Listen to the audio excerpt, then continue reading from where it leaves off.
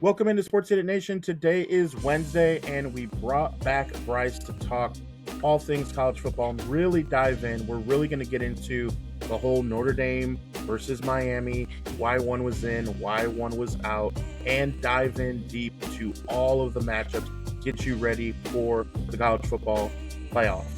Sports, comedy, pop culture, and everything in between. By idiots, for idiots.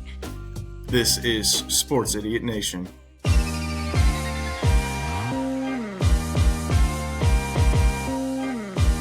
Sports, comedy, pop culture, and everything in between. Welcome back, sinners. This is Season 2 of Sports Idiot Nation.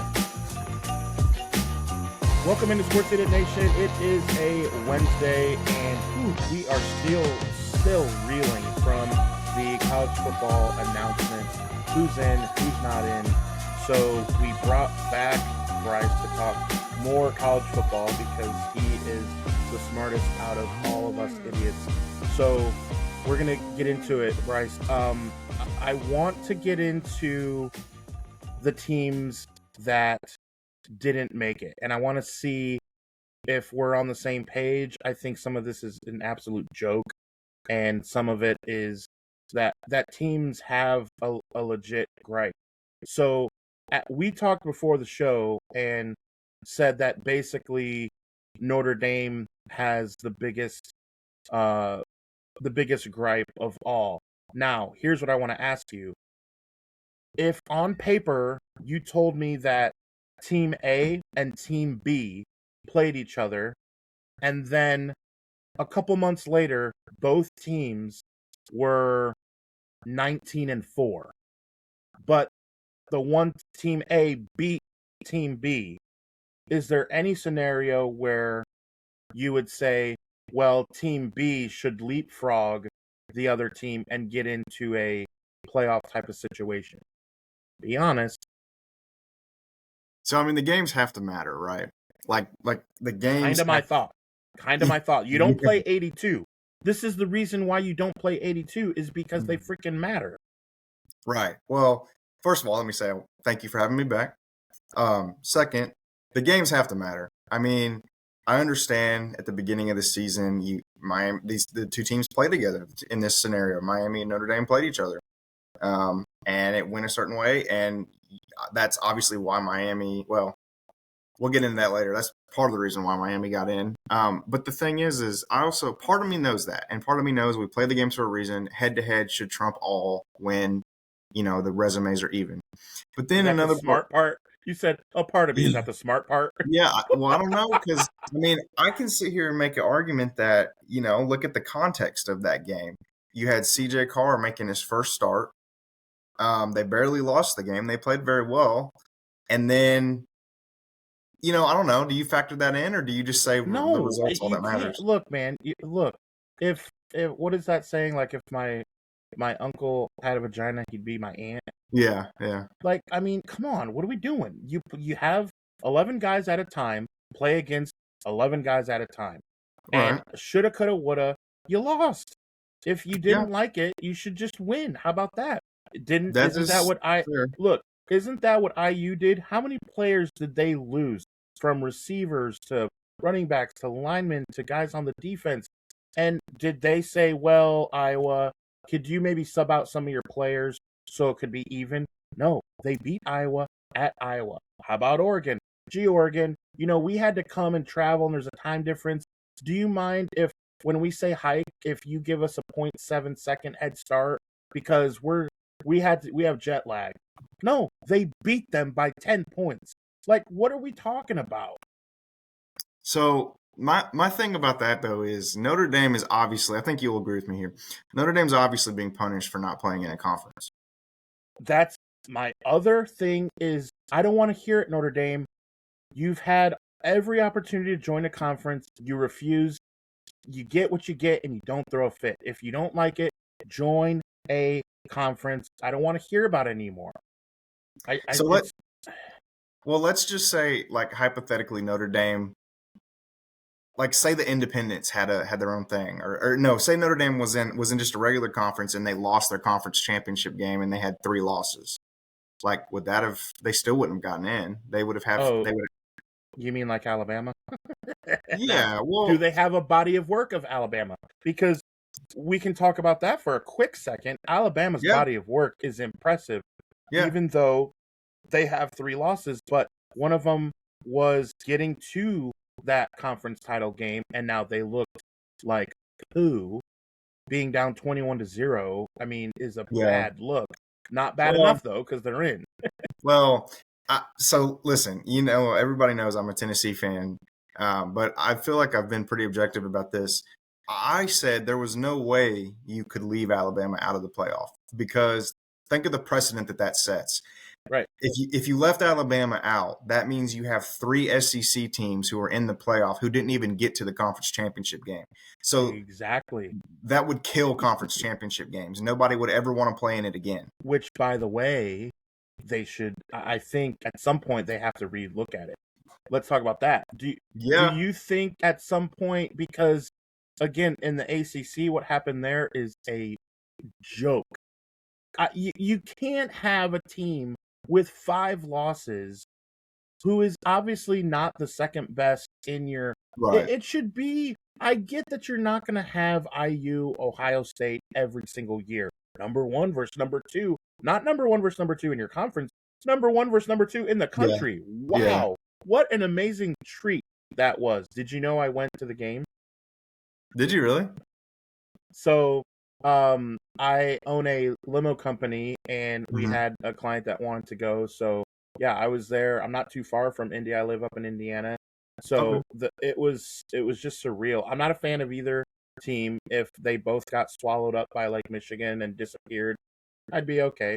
But just as a fan of sports, as a fan of college football, as living in the state of Indiana, it was pretty sweet to see.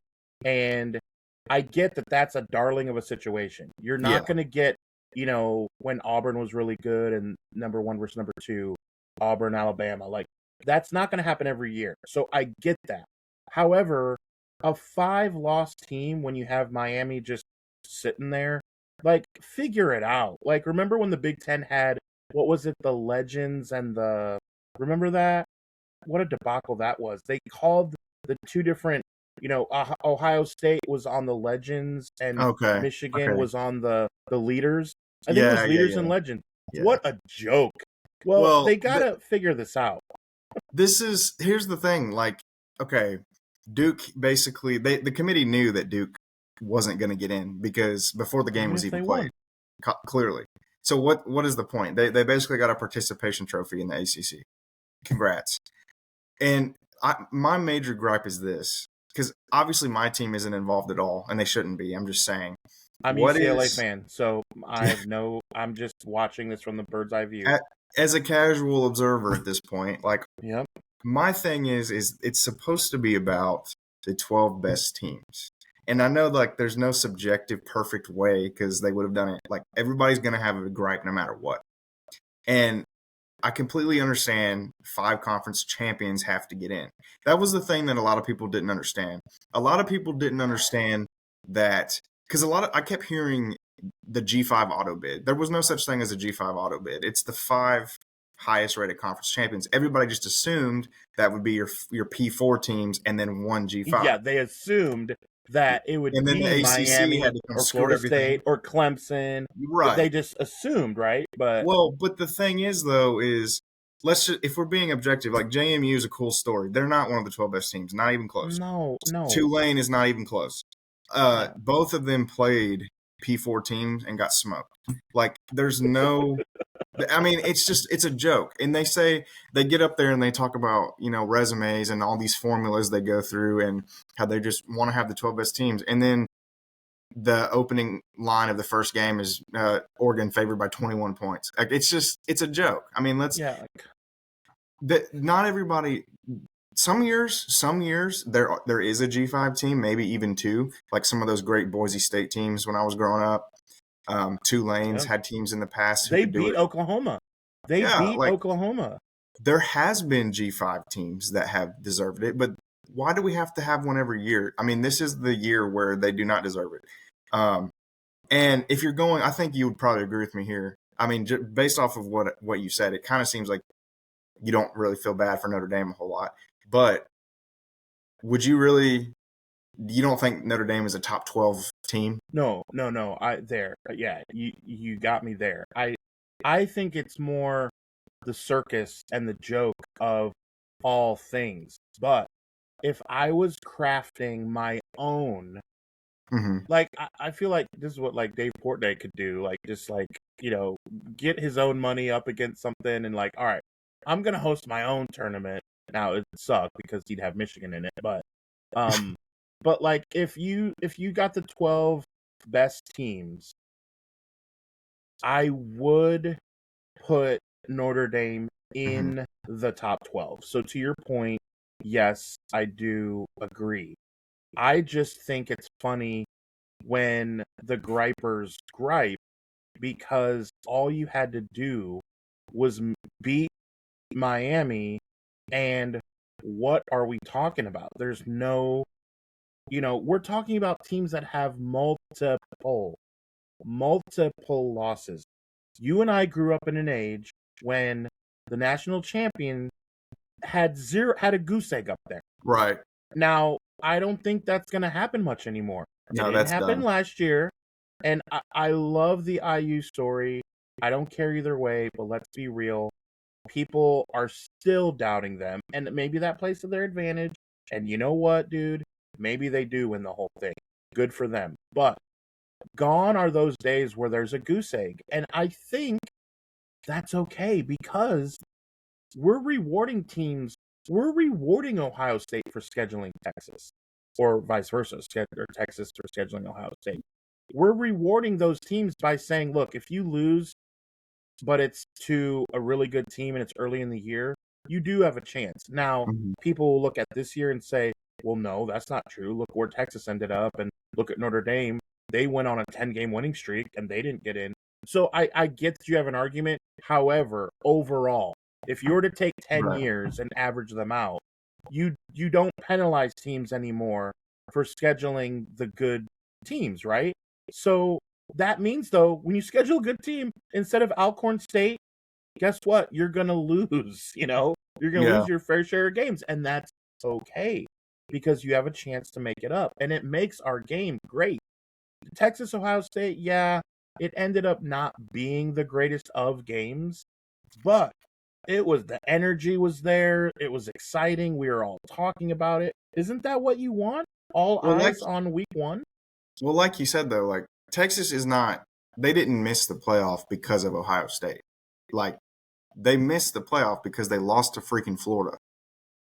So I don't want to hear anything from Texas fans. They have no room to complain. But hold on.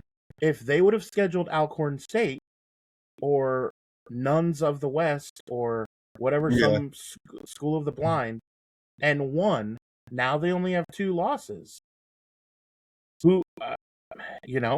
I'm just saying. But so in that case, I don't know. I mean, would you put out, because I wouldn't put them in. If we're building our top 12, I like what you said earlier when you're like, all right, well, if you're building a top 12, do you have Notre Dame in? And I said, yes.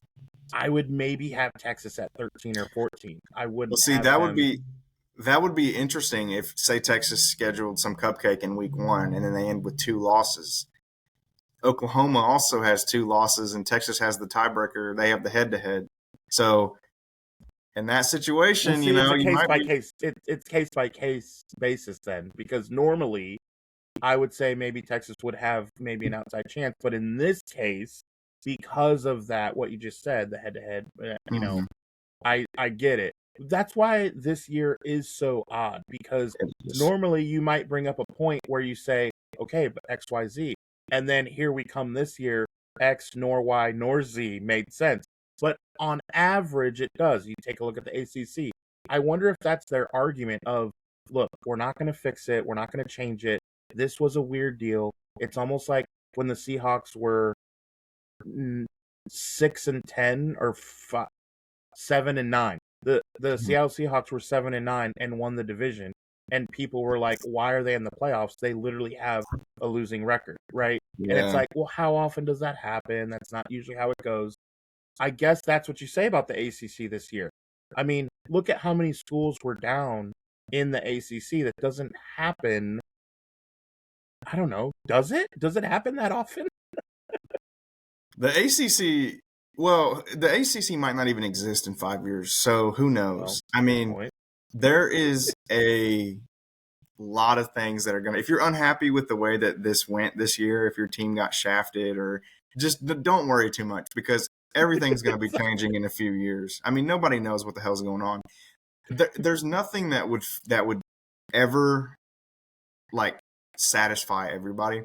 Part of me is, and I will say this, up until like literally today, I was convinced that Notre Dame was getting in simply for the TV ratings, because we know that that is a main thing. Like, Miami does better on TV than Duke does. Nobody's going to watch JMU Oregon. Nobody that's not an Oregon fan is going to watch that. Oh my God. Like, yeah. the product of that is not great, you know? So that was probably the biggest thing to me, is because I don't put anything past these like greedy people that make these decisions. So that part is what surprised me. But I don't know. Do you think it's going to go to 16 next year because of this? Like, how quick do you think? And then I have another question after that. So I think if they can go to 16, now you get those JMUs or whatever as the 16, and you get teams like Notre Dame, maybe USC. Vandy. Let's talk about Vandy. You get a Vandy in there at like the 13 and 14 seed, which I'm good with. So I would like that. Let's talk about Vandy. Okay. What do you tell people that are the Vandy, supporters? What do you tell them when they give you their gripe? Do they have a big enough gripe in your opinion? So I think they probably have a bigger gripe than BYU fans. Oh, well, their conference. That's all you have to say. That's it, yeah. I mean, well, we can talk about BYU too, but Vanderbilt, I think, has definitely a bigger gripe, because, I mean, anytime you go 10-2 in the SEC, I mean, especially when you're Vanderbilt. Yeah. And you're a Tennessee fan, and that had to have hurt. Well, listen, 45 to 24. I'm trying to be objective, but it makes me want to actually vomit. Sorry, you man. know, I think but if you look at it, my main thing to Vanderbilt is, and honestly, I hate to admit this. I really hate to admit this. There's really nothing they could do about it, because they did beat the teams on their schedule. I mean, they lost to Alabama, who's in the playoff, and they lost to Texas, who has a case to be in the playoff. So it's really hard to, usually there's a couple games where you can point and laugh at. They didn't have any of those. Especially with Vandy, bro. But let me ask you this. As a non-SEC guy, what's their best win? So you're asking for Vanderbilt's best Yeah, win? like what's their impressive win? Okay. So I would say dropping 70 on Georgia State. I'm just kidding. It's not Georgia State. I'm kidding. So normally I would say LSU is a good win, but this year not so much. So Tennessee, I would say going to Tennessee and dropping 45 and only giving up 24, for me, it's we didn't know what South Carolina was going to be, and they drubbed them at that point. We didn't know what Virginia Tech was going to be. They drubbed them. Those aren't great wins looking at how the season went, but at that time, let me say this. I think it's a bigger deal at the time than what it is, because you don't know what teams are going to shake out to be. However, to answer your question, for me, it's Tennessee, don't you think?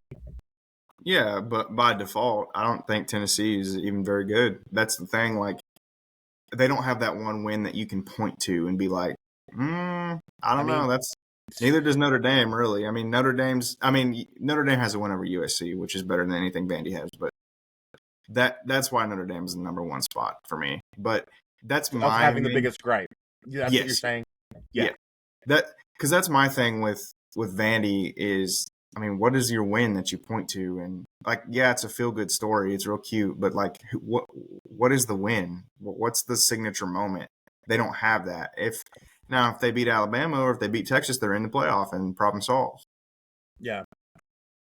So I want to jump into something about Duke because we were talking about it before the show. Yes. And before I do that, I want to remind everyone, be sure to catch everything regarding Sports Idiot Nation and the Cineverse. We have, Wrestling Idiot Nation, Turtles Idiot Nation, you name it.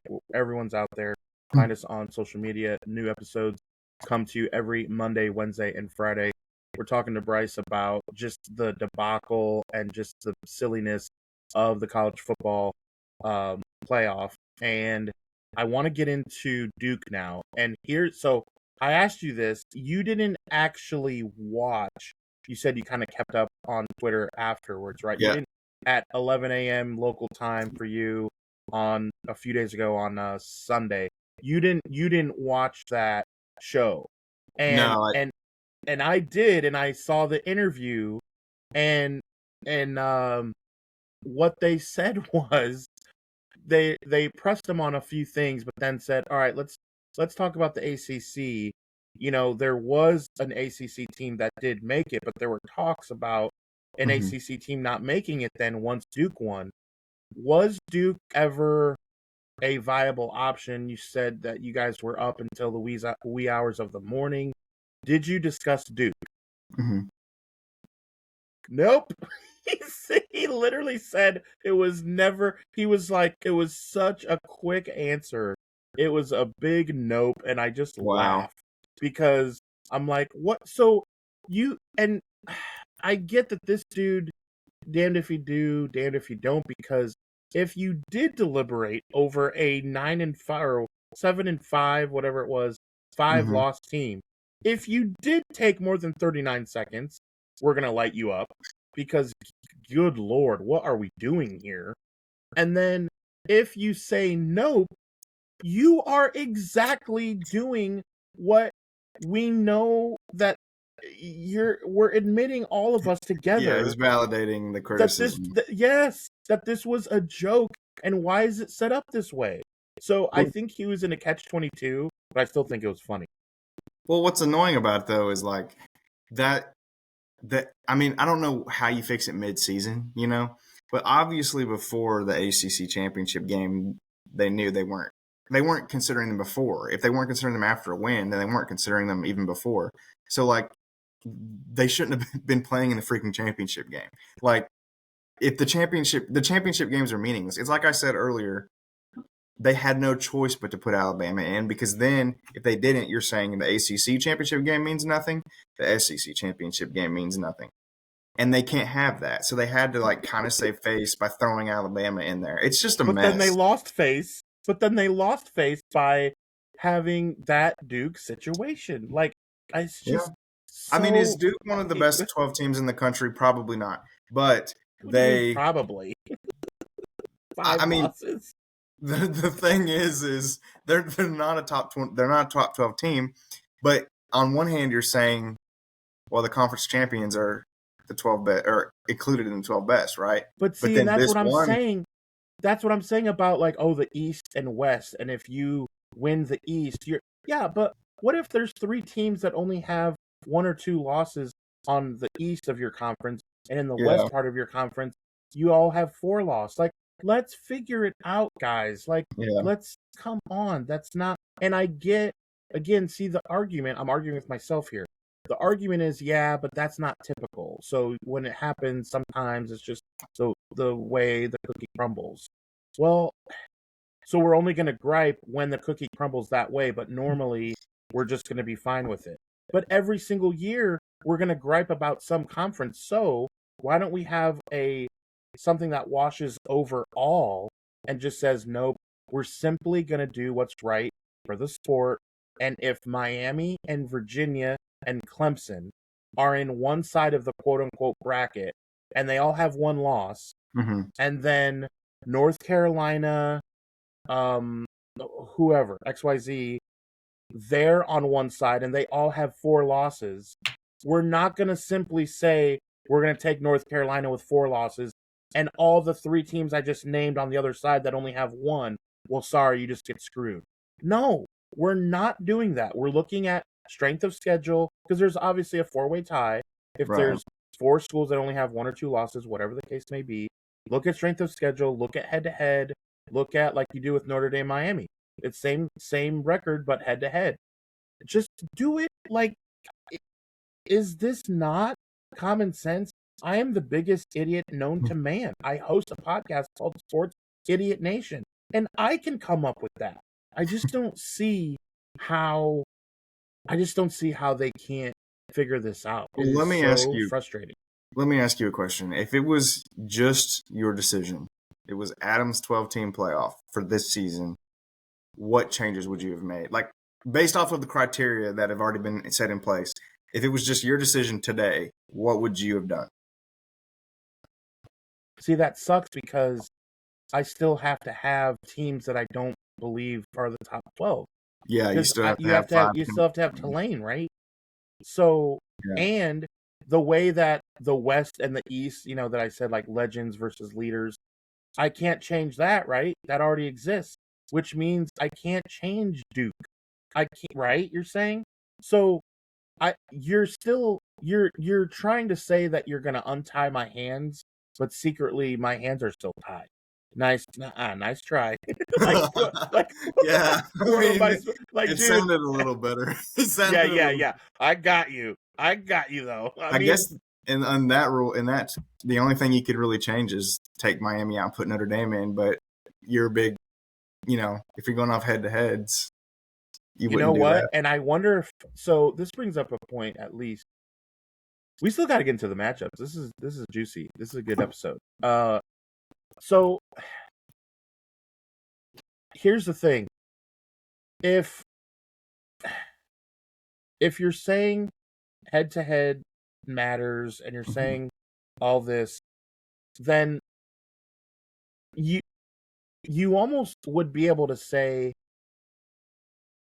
that the committee did get it right. I mean, let me flip it around to you. Would you honestly put Notre Dame in over Miami? I mean, if you go by the metrics they cite themselves, yeah, probably. I mean, everything football-wise that I believe is telling me no, but Notre Dame's higher in FPI. Notre Dame is the hotter team. They're the more consistent team. I mean, and I do think Notre Dame would be more competitive in the playoff than Miami. Yes. So, but then again, it's like you said, it's a tough situation because I'm choosing between what I believe to be true versus like empirical evidence when they played each other. So, I just think that's how it goes. I mean, you could have the worst team in the NFL, who I also root for, Titans. You could have the Titans, beat the Packers one day, but you still know empirically, like the Packers are the better team, and like they're going to be better in the playoffs, right? So like it's kind of that type of thing. I know it's not apples to apples, but right. No, but I know what you mean. So check your phone. I just texted you this. This was from a few days ago from the show, and I took a picture of it, and this is some of the numbers for Miami and Notre Dame when you look at the resume comparison. And so you know what that tells me? You know what that tells me? This is their own metrics that they read it off. Read it. Go ahead. So Notre Dame, in terms of FPI, Notre Dame is 3rd, Miami is 7th. Okay. Strength of record, Notre Dame is 13th, Miami is 14th. Okay. What is GC? I'm like blanking on that right now. Yeah. To be honest, I'm not sure. But the point is what? Well, Notre Dame is Say it. 5th, and Miami is 6th, and then strength of schedule, Notre Dame is 44th, and Miami is 45th. So in every single category, yeah, everything that Notre they used Dame is to ahead. grade. What is so the only reason for putting Miami in over them was they needed an ACC representative, and they weren't going to give it to a 5-loss team. Well, I don't know if it's that or it's They value head-to-head that much. Yes, dude. Because look, you could change that and say, well, who has more 5-star players? Who brings in more money? Who has a better looking jersey? Who has a cleaner cut with a cool beard coach? Who has hotter girls that go to the games? What are we talking about, dude? Like, at some point, you have to play the freaking football game. And guess what? These teams did that. It would be one thing if they didn't play. But, dude, they played. And I don't care if it was week 1 or week 7. As long as it was in this fiscal year, then I don't know what to tell you. Like, that, there's my spiel. Like, those numbers are perplexing if you are a Notre Dame fan. I get it. You look at that and you're like, guys, what are we doing? Well, you lost, buddy. You shouldn't have lost. I don't care what the situation was. All you simply have to do, and by the way, you did lose an additional game. Yeah. That wasn't your only loss of the To year. a playoff team, to be fair. I know, but they still did. IU played playoff teams, and they beat them. And they beat Penn State, Oregon, which I know Penn State had a down year, but look, when Penn State has their players and they're fired up, they're a pretty good team. It's like and a it was top at Penn loss. State. And it was at Penn State. So yeah. And then at Oregon, that's another playoff team. Hello, beat them by double digits. I said that 15 minutes ago. So I'm going to be totally honest. I didn't start believing in Indiana until that game. That was kind of the game from a few days ago. You're saying? No, from Oregon. Oregon. Okay. That's like the game that kind of. That's the game. It I was shocked like, okay. you. It shocked you. I'm sure. 10 points. I mean, come on. Yeah, at Autzen is not. That's impressive. I mean, that was an eye opener for sure. Yeah. No, and we have an insider in Miles who's usually on the program who did worked on the IU football team when they were a joke. He was a student manager who did everything from running film to doing scouts to doing all kinds of stuff. So if anyone is more proud than Miles, I'd like to meet him because he's going to be very proud, of course. So in the group chat, he'd always be saying like, hey, watch out because this guy matches up well against, he knows his stuff when it comes to IU. Doesn't know a damn thing about literally anything else, but he knows a lot about IU football. So I've been on the bandwagon. I've gone to IU games with him. I was at the Rutgers game circa maybe 8 years ago, and IU was up 2 scores against Rutgers, and it was the year Rutgers had a really, really, really, really good wide receiver. Man, I can't remember his name at all. He didn't go on to the NFL and do anything crazy, but they were just really good with their receiving core. And Miles looked at me in the third quarter with IU up 2 scores and said, "We're losing this game." And they lost by 2 scores. And it was at IU, and we're just sitting there in the cold, and he's just like, "Here it comes. It's IU." And I was just like, dude, this team is the number 1 team in the country. And then it started with Signetti when the lady interviews him and says, "What do you think, Coach? You got your boys ready to play?" IU's never won at Penn State. And he goes, "This team has never played Penn State." Like, I love that, dude. Like, my group of guys have never played Penn State at Penn State. What are you talking about? So, dude, I'm usually not a fan of the, cockiness before you've actually done something.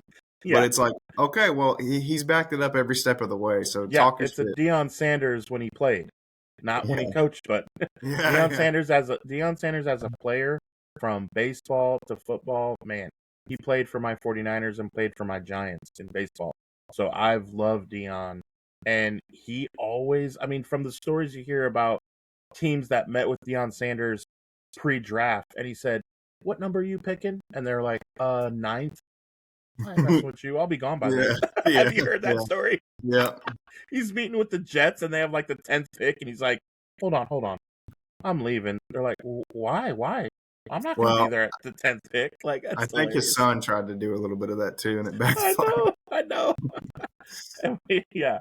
That's actually a bright point that we talked about a few days ago when you were on the show with Shador versus Cam Ward. That's another episode that we already had. But so let's get into these matchups now. I think it's time. It's been over 30 minutes and we haven't even broken down these sexy matchups.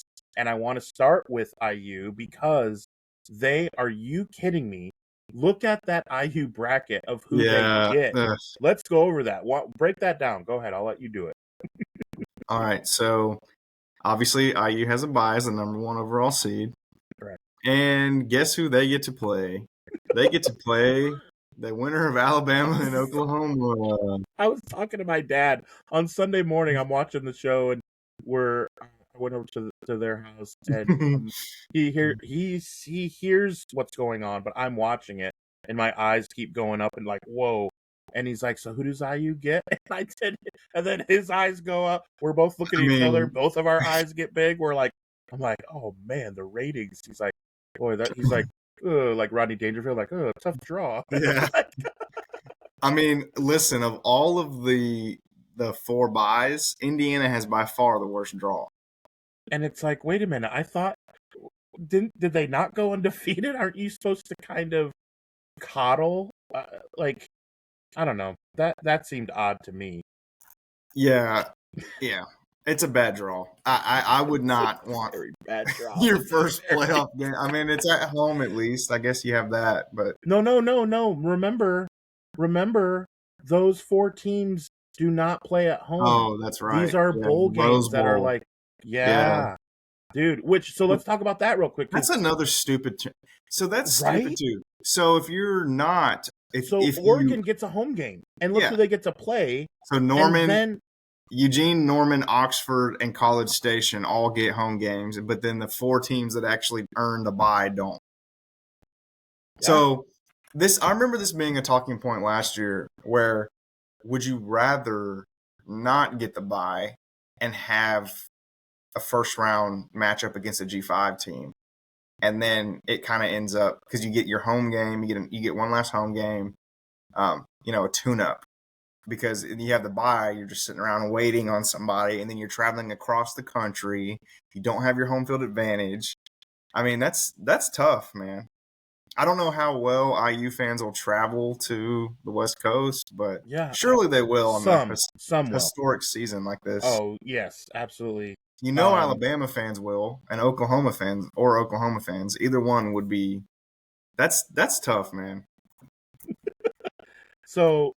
That's the one that we had to talk through. What's another one that jumped out to you then? So, Georgia is favorable.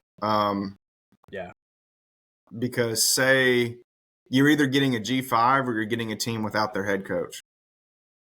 And I know they've promoted Pete Golding and he's the guy, but come on, you're telling me Lane Kiffin, that's going to make an impact. I mean, and we don't know what players are going to be there.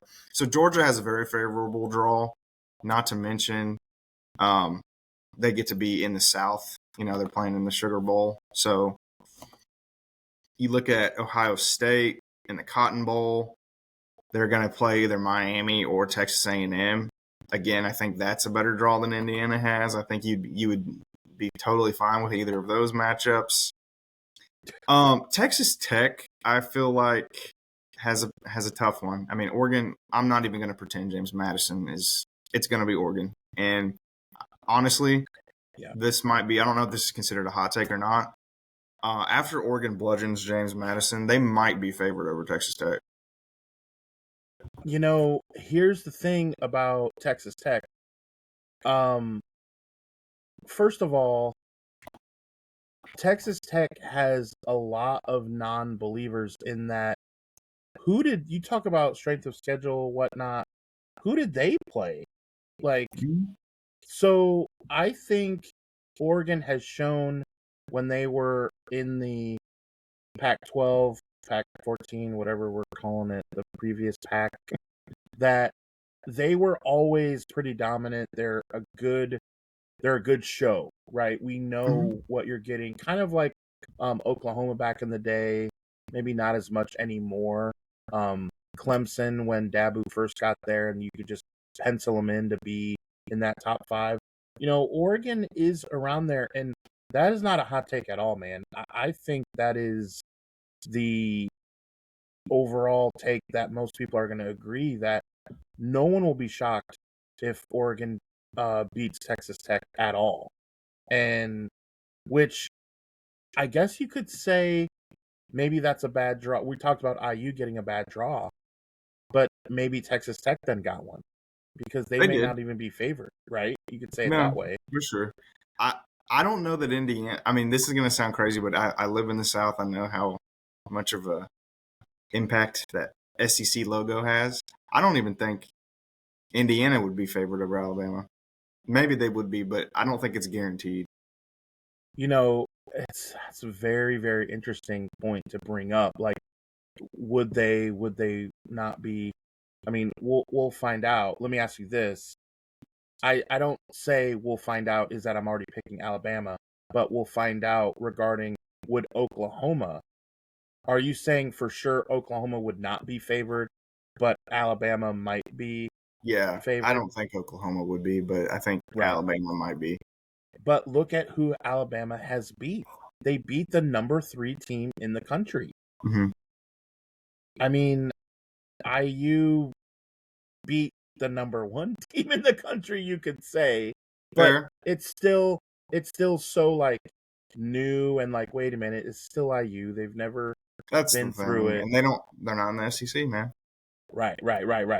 And Alabama is, and they've played, they're battle tested, and they're always battle tested because that's, who they are. So yeah, that's a good point. I sure think IU would have liked to see that Ole Miss Tulane bracket. Like, if Ole Miss has all crazy injuries and now all of a sudden Tulane wins. Hello, okay. Or if Ole Miss takes care of business and they should, then, I mean, Georgia, that's not a route that makes you say, like, oh no, I don't know. And then Miami, this is where you would prefer it to be Notre Dame, and then Notre Dame, Ohio State. Yeah. They missed out on all that money. You know how many Indiana and Ohio hatred there is? You can build off that. You can make money off that. So maybe they messed up in that regard. That's fair. I mean, I just want the best games. I know. I just want the most competitive games. And I mean, Notre Dame, JMU being in does not provide the best games. I'm sorry to pick on them, but no, dude, it's not even. I mean, come on. There was a meme that said Oregon is gonna knock out the coins like Sonic, get the coins knocked out of them. Like, where you just bing and they all like just go. And yeah, dude, like that's gonna be bad in Eugene, bro. Like that 21 skunk. They should have a 21 skunk rule. If you're down 21-0, they just call it like, look, we've seen enough. We don't want anyone from Oregon to get injured. So James Madison, take your money. You've made some money now. Go ahead and take it and get a better roster, and we'll see you back next year, baby. Like, just do that because it's gonna be rough. Okay, let me ask you this. So we have on the 19th at 8 o'clock on ESPN and ABC.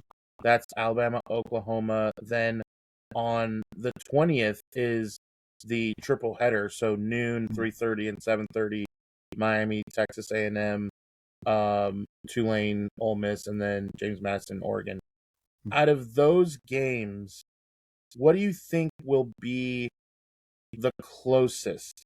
Because Miami, Texas A&M, and Alabama and Oklahoma are like the obvious choices based on Tulane and James Madison we think get blown out. But what do you see then, basically, with Miami and Texas A&M and Alabama and Oklahoma? First of all, are you going Alabama and man, are you going Texas A&M or Miami? So the two results that obviously Oregon and Ole Miss are not going to be surprising. Miami, Texas A&M, and Alabama, Oklahoma, I wouldn't be surprised either way. I do think so. Alabama, it's at Norman on a Friday night, which, by the way, that's a great environment. That's going to be the best game to watch on TV, in my opinion, of the first four. I do think Alabama is. It's hard to beat a team twice, man. It is hard to do that, but I just think I think Alabama will come out on top this time, and then Texas A&M and Miami. So it's the Notre Dame Bowl. Man, big game Mario. I'm not gonna trust him ever again. So I'm gonna go Texas A&M in this one as well, just because. But I don't think this will be a blowout either, though. Like Texas A&M opening line, it opened at -4. So I mean, that's close. I don't see it. Miami has some real dudes though. Like if you guys watch college football, and they always will. Yeah, like I don't know if they're. Miami might be the best team in the country on the lines of scrimmage. Like they have legit offensive linemen, defensive linemen, but Texas A&M probably has the best offensive line in the SEC. So that's going to be an interesting matchup to watch because Texas A&M is really good on the trenches too, and they're battle tested. You know, they've played a hard schedule, and I just don't trust Mario Cristobal. He makes the most like boneheaded decisions that you'll ever see. So I definitely think we're going to have, let's go back. So that's going to be Alabama going on to play Indiana, and that would be Texas A&M going on to play Ohio State. I think you have some really good matchups in that second round and the quarterfinal round if it goes that way. Yeah. No, it's going to get good, and there's no question that who comes out of this will be the best team and the most battle-tested, and that at the end of the day, this all 45 minutes just now was all a bunch of nothing if you really get down to, look, on January, 18th or whatever that Monday is, everything's out the window. The two teams who are playing each other should be there because it means that they had to go through some type of gauntlet, right? So it'll work itself out, and this is, at the end of the day, what you want. We don't want a Michigan and a Nebraska situation where both teams were undefeated and they were co-champions. That is a joke. We can't have that. Yeah, so at least so this is all great for talk, and teams that we're talking about have multiple losses. Oh, they have a gripe because they didn't get in. Well, they have multiple losses, so I don't know what to tell you. There's teams out there with a goose egg who have not lost. So you didn't do that, so you ain't in. So, but this was fun to kind of talk through it. At some point, it's good to vent about it. Like you need to get it off your chest. Like, I'm frustrated that this went this way and this went that way, So it was good to do that with you for sure. Big time Bryce on the show twice in 1 week, thrice. We'll have to do it again. Reminder, new shows, new episodes of Sports 8 Nation come to you every Monday, Wednesday, and Friday, which means we will see you Friday. Thank you for watching this episode of Sports Idiot Nation. Remember, we are on all social media and on YouTube, and the podcast can be found on Spotify and Apple Podcast. Remember, new episodes are every Monday, Wednesday, and Friday. And remember, because you watch Sports Idiot Nation, you would be the smartest idiot in the whole world.